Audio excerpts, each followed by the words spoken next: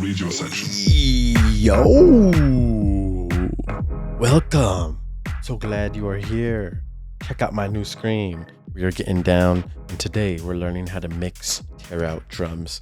I want you guys to see how easy and simple I make my drums, how I lay out my drums, how I mix them, and how to make them fat. We need fat transients, we need fat basses, we need everything. So what we're going to do is learn a couple of things, and I want you guys to tune in. Don't forget to like, comment, and subscribe. We're going to go in for the win. Let's hear what we have so far. This.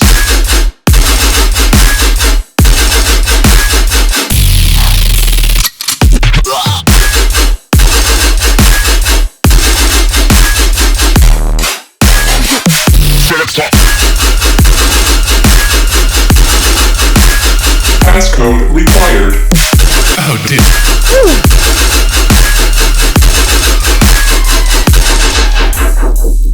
Ooh, nice. All right, you see it. So I just made this quick drop, basically. By the way, this full project will be in my Patreon. If you guys want all these basses and stuff right away, get it in the Patreon right there. Otherwise, you can see how I made these drums. We're not doing anything too crazy, right? Sample choice is important. You don't technically have to sound design every kick and snare that you make. That'll take a lot of time, but it is fun to do. I personally use the Agony sample pack. So anytime I'm looking for a kick, basically just load up this kick. Agony kick 7. Nice fat kick. This sample pack will be in the description too. I definitely advise supporting these samples. But once you have great sample choice, you can bring these in and let your drums work so you can compose your song. If we look at my drum loop, we have a simple rhythm pattern. So we have a kick playing with the snare and the clap in this section. Then we have just the kick playing right here. That's what it sounds like. Now, before I laid my drums out, I actually had the guns start. So let's go ahead and hear the guns real quick. This.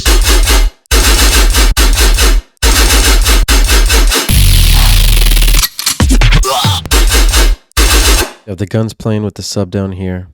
This. And I know I'm like, okay, now I need a kick, snare, I need something fat.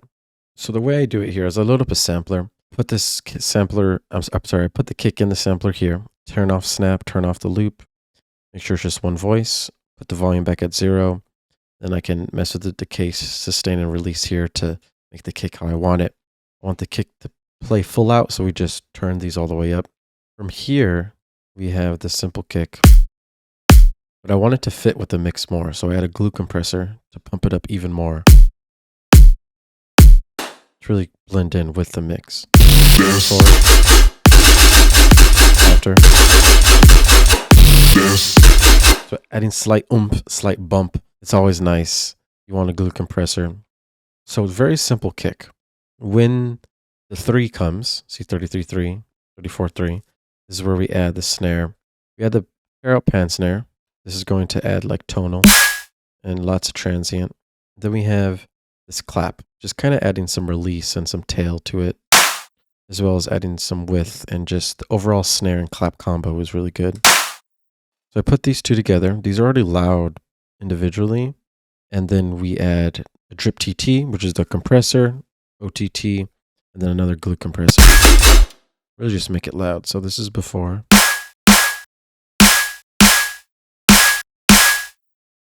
Adding slight gain on both, making it fat, really fitting it in the loud mix. This.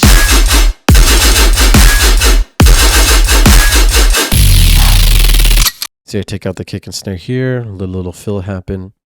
While the kicks and snares are playing, we have rides playing in the back.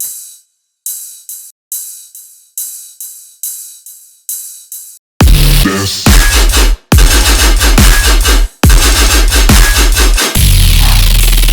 That's filling up the open space. You just want to think of a drum set, right? You want to get your highs in, you want to get your kicks, your snares. You have toms as well. I have little toms right here. This. If you need stronger transients, you can get the transient shaper by Kilohertz. It's free.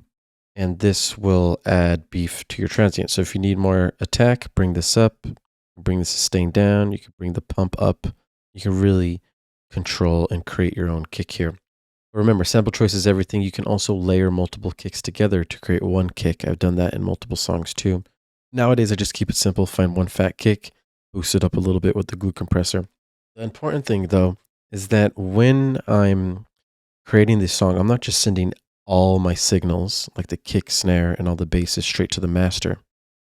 I'm separating them and sending them to these buses.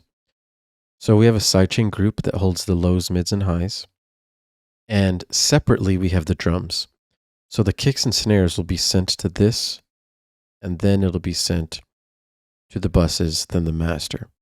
So it'll be processed separately from the mids and highs so that we can go into these drums. We can add glue compressors here. We can add drum buses here. Or we can really make our drums even better. You can process them to be really fat. You can put your cymbals and highs in a separate group and process those separately as well.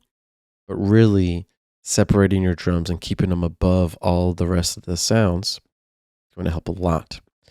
Keep in mind when the kick is playing, the sidechain will be activated, so all the basses will go down. The only reason we can hear the kick really nice and fat is because it's being sidechained. So every time the kick plays, sidechain's activated. Using Duck Buddy 1/8 length, really just letting the kick come out and be as full and powerful as possible while everything else lowers in volume. Because of this, we don't have to low cut the kick. We can just mess with the release of the actual sidechain and have it flow with the sub.